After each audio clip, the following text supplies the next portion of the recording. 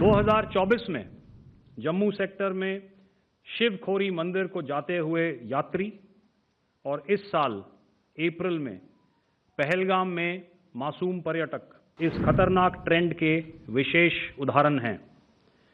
पहलगाम तक पाप का ये घड़ा भर चुका था। जो दुर्दशा कल आपने पाकिस्तान एयरफील्ड्स की देखी और शायद आज भी एयर मार्शल भारती की प्रेजेंटेशन में पाकिस्तान के ड्रोन्स और वेपनाइज्ड यूएवीज से की गई हमलावर कोशिशें भी इस ग्रिड के कारण नाकाम हुई। जब हौसले बुलंद हों तो मंजिलें भी कदम चूमती हैं। आज आप सब के साथ भारतीय सेना के एयर डिफेंस मेजर्स जो कि हमने इंडियन एयरफोर्स के साथ मिलजुल कर तालमेल में लिए, उसके बारे में कुछ बातचीत करूंगा। इस विषय में मैंने कल भी कुछ टिप्पणी करी थी, लेकिन आज मैं इस युद्ध के अहम एस्पेक्ट के बारे में आपको थोड़ा और पर्सपेक्टिव देना चाहता हूं। हमें एयर डिफेंस ऑपरेशन सिंदूर के एयर डिफेंस की कार्रवाई को एक कॉन्टेक्स्ट में समझने की आवश्यकता है। मैंने आपको कल बताया था कि पिछले कुछ सालों में आतंक की गतिविधियों का कैरेक्टर जो है उसमें कुछ बदलाव आ रहा था। अब हमारी मिलिट्री के साथ साथ मासूम सिविलियंस जो कि अपना बचाव करने में विफल थे, उन पर भी हमले हो रहे थे। 2024 में जम्मू सेक्टर में शिवखोरी मंदिर को जाते हुए यात्री और इस साल अप्रैल में पहलगाम में मासूम पर्यटक इस खतरनाक ट्रेंड के विशेष उदाहरण हैं। पहलगाम तक पाप का ये घड़ा भर चुका था। उसके बाद जो हुआ उसके बारे में हम कल विस्तार में बातचीत कर चुके हैं।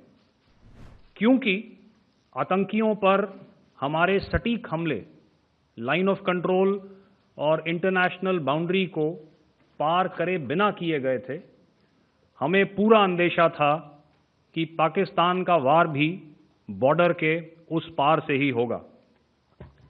इसलिए हमने अपनी एयर डिफेंस की पूरी तैयारी पहले से ही कर ली थी। हमारी इन्वेंट्री में शामिल counter manned aerial systems, electronic warfare के साधन और एयर डिफेंस वेपन्स का इंडियन एयरफोर्स के इसी प्रकार के सिस्टम्स के साथ एक अनोखा मिश्रण किया गया। इसलिए आपने देखा कि जब जब पाकिस्तान एयरफोर्स ने हमारे एयरफील्ड्स और लॉजिस्टिक इंस्टॉलेशंस में 9 और 10 मई की रात को लगातार हमले किए, वो इस मजबूत एयर डिफेंस ग्रिड के सामने विफल हो गए। आपके सामने इस ग्रिड को एक तरीके से दर्शाया गया है। आप देख रहे हैं कि इंटरनेशनल बाउंड्री से कितनी layers, radars, counter unmanned aerial systems, उसके पीछे शोल्डर फायर्ड वेपन्स, हमारे विंटेज एयर डिफेंस वेपन्स जो कि काफ़ी सालों से हमारी सेना में हैं। एयर मार्शल भारती ने भी उसके बारे में बात करी। और लास्ट में हमारे modern air defence weapon systems. तो कोई मौका नहीं था कि पाकिस्तान एयरफोर्स ये मल्टी टियर डिफेंस को पार करके पीछे हमारी एयरफील्ड्स या लॉजिस्टिक इंस्टॉलेशंस को टारगेट कर पाए। ये जो डायग्राम आप अपने सामने देख रहे हैं, ये मुझे एक इंसिडेंट की याद दिला रहा है। और मैं आपको इस उदाहरण के ज़रिए से एक ये एस्पेक्ट हाईलाइट करना चाहता हूँ। जब मैं स्कूल में था तो तकरीबन मेरे ख्याल से ये 70 का दशक था और उस समय इंग्लैंड और ऑस्ट्रेलिया के बीच में, आज शायद क्रिकेट की बात भी करनी चाहिए क्योंकि मैं देख रहा था कि विराट कोहली ने टेस्ट क्रिकेट से रिटायरमेंट ले ली कई भारतीयों की तरह वो मेरे भी फेवरेट क्रिकेटर हैं।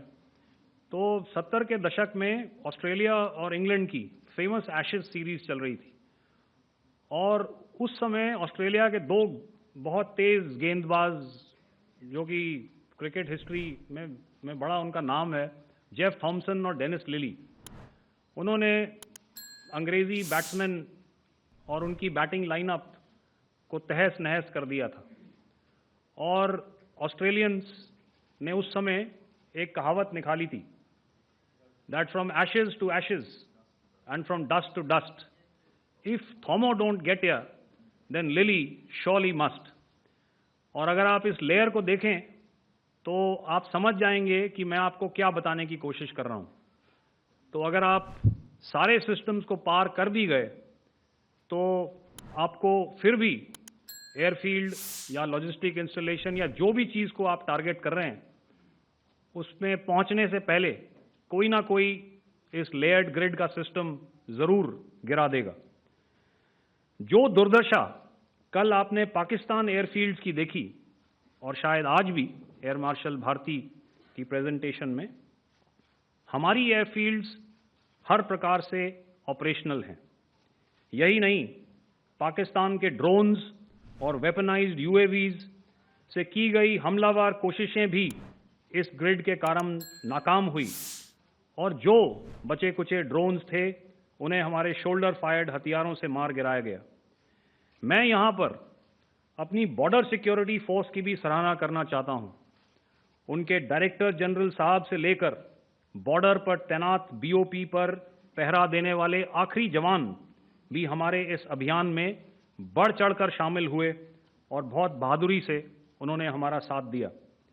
उनके काउंटर अनार्म्ड सिस्टम्स भी हमारे इस मल्टी टियर्ड एयर डिफेंस ग्रिड का हिस्सा थे, जिसके कारण पाकिस्तान की नापाक हरकतों का विनाश किया गया।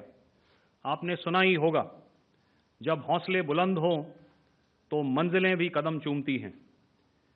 In the end, I would like to highlight again that in every single domain that Operation Sindhur has been prosecuted, there has been absolute synergy between the three services. Not only have we, in this endeavor, been fully supported by our government, departments, and agencies, I cannot here not mention our 140 crore countrymen that have stood behind us with their prayers and goodwill, urging and inspiring us to achieve our mission and objectives. For that, we salute you. You are indeed the best. Jai Hind.